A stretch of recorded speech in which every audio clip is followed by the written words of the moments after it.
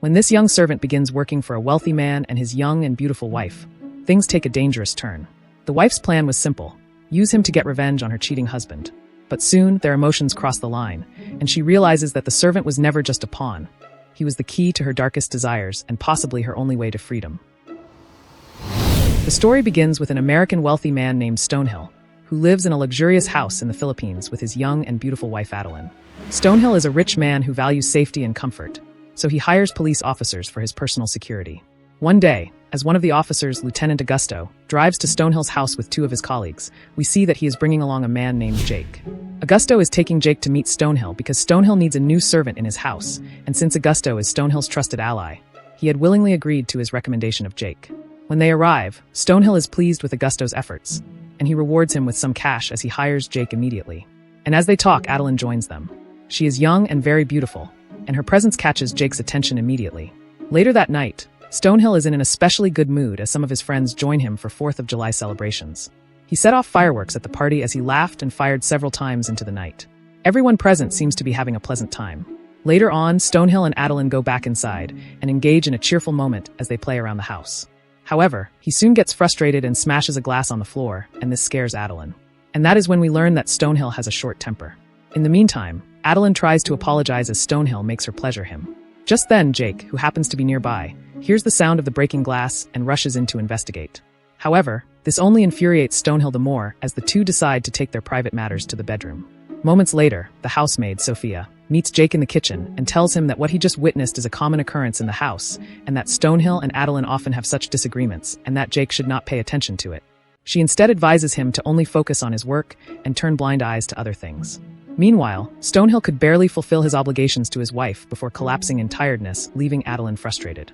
But as Adeline goes outside for fresh air, she notices Jake standing nearby as their eyes meet for a moment.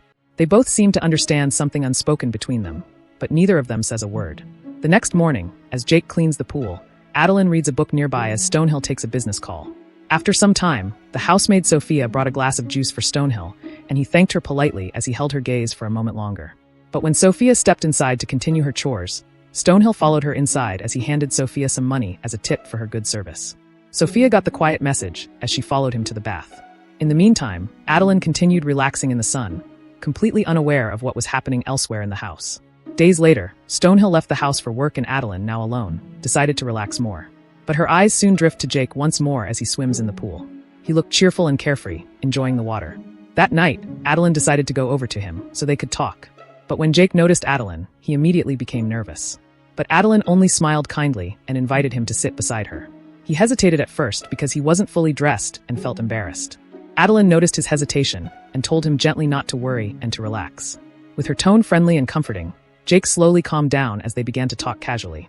They discussed small things about the house, his village, and his work. Then Adeline asked him if he is getting used to his job and if everything in the house was fine. Jake replied respectfully and told her that he was still learning but doing his best. Their conversation went on for a while, and both seemed at ease in each other's company. The next morning, Stonehill returned home after finishing his work trip. As soon as he entered, he greeted Adeline and asked about how things had been at home. Then he informs her that he and Jake will be going fishing later that morning. Out in the waters, Stonehill made small talks with Jake as he asked about his family. Jake tells him that he never met his father and that his mother passed away a few months back. On hearing this, Stonehill felt sympathy for the young man, and when he asked what Jake wanted to do in life, Jake said he wished to study and get an education someday, but could not afford it for now. Stonehill thought for a moment before telling him that if he continues being loyal to him, that he will take responsibility for his studies. This touched Jake deeply, and for the first time, he saw a kind and generous side to Stonehill. He felt grateful and promised to keep working with dedication. Later that day, after returning from the boating trip, Stonehill felt tired, and Jake offered to help him relax by massaging his legs. Adeline was sitting nearby during this, and as Jake does the massage, Adeline seems to tease him with her glances and gestures, which leaves Jake wondering what this meant. This continues until one day, when Adeline goes out shopping with Augusto. She returns with some personal gifts for Jake as she openly teases him behind her husband. When Jake eventually goes to see the gifts, he discovers that they were gifts for his birthday, and Jake was surprised and equally happy. The next morning, while Adeline chatted with Sophia, Jake, who was also nearby, doing his morning chores, made gestures to thank Adeline for the gifts, and this made her smile. That night, Adeline has a strange dream where she sees Jake sitting in her bedroom and watching her. Then she tells her that he had come to specially thank her for the gifts as he grabs her and tries to force himself on her. And as the dream grew more vivid, she suddenly saw Jake's face change as it turned into Stonehill's face. This suddenly jolts her awake from the nightmare with a start. After a few moments, she decides to go downstairs to clear her mind, but what she sees stops her in her tracks, as she sees that Stonehill and Sophia were doing it right there in the kitchen. The sight broke Adeline's heart as she quietly turned around and walked out of the house. She eventually wanders to the edge of the lake near their home, feeling deeply sad and lost. After a while, Jake noticed her sitting alone and came over. Without saying much, he gently offered her a handkerchief. Adeline took it and noticed her name was embroidered on it. However, when she looked at him in surprise, Jake only smiled shyly and said it was a gift from his mother, who also had the same name. In the end, this cheers up Adeline for the moment. However, that night, Stonehill hosts some of his friends at his home again, but Adeline is disgusted by his untamed behavior in public, and this results in an open quarrel between the two. In the meantime, Stonehill begins to suspect that Jake and Adeline are up to something. So, that evening, he calls Jake to his room. When Jake arrives, he finds his boss fully intoxicated as he questions Jake what he's been up to behind his back. Jake is left in shock at the sudden question. But Stonehill continued to accuse him of things Jake didn't understand. That is when Jake realized that Stonehill was angry with Adeline and was taking his frustration out on him. And not intending to make the situation worse, he could only stand there in silence and watch. This leaves Stonehill more frustrated, and in response, he humiliates Adeline right in front of Jake. Days later, Stonehill sets out on another business trip again, and as he leaves, he gives Jake some money as payment for his work so far. Jake accepted it respectfully, even though he felt uneasy about Stonehill's temper. Meanwhile, we see that Jake and Adeline have actually hit off together and have started spending intimate times together. And every time Stonehill steps away, the two always get back together and share some love. For Adeline, this small moment of company gave her a sense of peace she had not felt in a long time. And as they continue to talk and spend time together, Sophia starts to notice their closeness, but says nothing. She knew Adeline was lonely, so she chose to stay silent. One day, after they have just had an intimate moment, Adeline tells Jake that she wants to leave everything behind and start a new life somewhere else, far from this house and its sadness. Jake listens carefully and then tells her that if they leave, Stonehill will come after them as he will not let them go easily. Unfortunately for them, Stonehill unexpectedly returned home earlier than usual. But when Sophia, who was cleaning nearby, saw him coming, she quickly ran to warn Adeline and Jake as the two scrambled to get dressed and arrange themselves. Adeline hurried into the bathroom, pretending to be getting ready, while Jake escaped through the window before Stonehill entered the room. Stonehill eventually stepped inside and looked around suspiciously, and when he didn't see Adeline, he asked Sophia where she was. Sophia keeps calm and replies that she is in the bathroom. Stonehill eventually joins Adeline there while Jake manages to quietly make his way out of the house. That evening, Jake sat down to talk with Sophia, and as they talked, Sophia tells him that she is worried for him and that he should be very careful around Stonehill. Then, she shares that her daughter is very sick and that she could possibly die if she doesn't get proper treatment. And that is the sole reason she is still working here, just to earn enough money for her medicine and hospital care. A few days later, Stonehill decided to host another party at his house. His friends, as usual, arrived in high spirits and the atmosphere was filled with laughter and loud conversations. However, as the evening went on, Stonehill's friends were behaving recklessly, and even Stonehill joined in as he made an inappropriate suggestion about Adeline, which shocked everyone. Adeline, unable to tolerate the insult, was furious and in front of all the guests, she slapped Stonehill hard across the face as everyone went silent. Stonehill felt humiliated in front of his friends, and he immediately lost his temper. In anger, he struck Adeline, but just before the situation could worsen, Jake rushed forward and tried to stop him.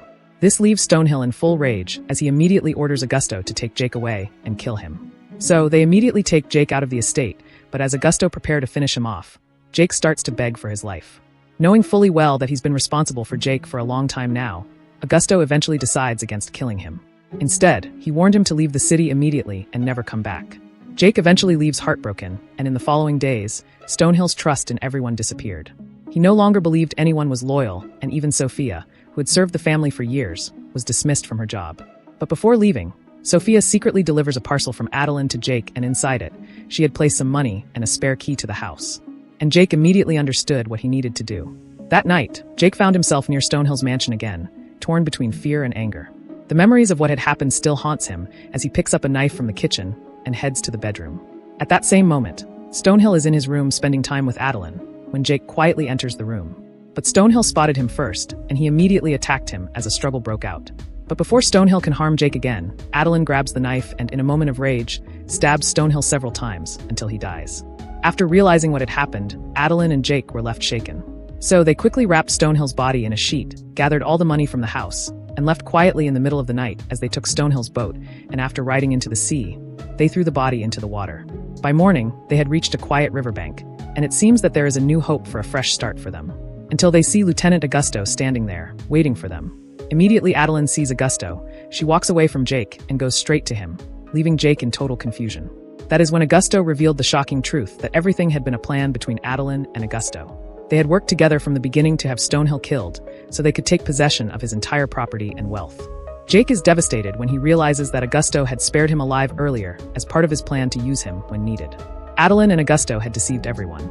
Then, Augusto shoots Jake, and as he walks over to confirm his kill, there is a twist, as Adeline reveals that she brought a gun herself, and she double-crosses Augusto and shoots him, before he can retaliate, ensuring no one else could stand in her way.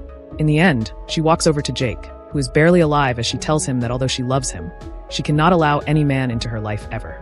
Then, she finishes the job as we see that she finally becomes the sole owner of all of Stonehill's wealth, and that no one is left to tell the real story. And that is the recap of the movie Ahas. If you love this video, don't forget to leave a like, subscribe to the channel, and also leave a comment for us. Thanks for watching and see you in the next one.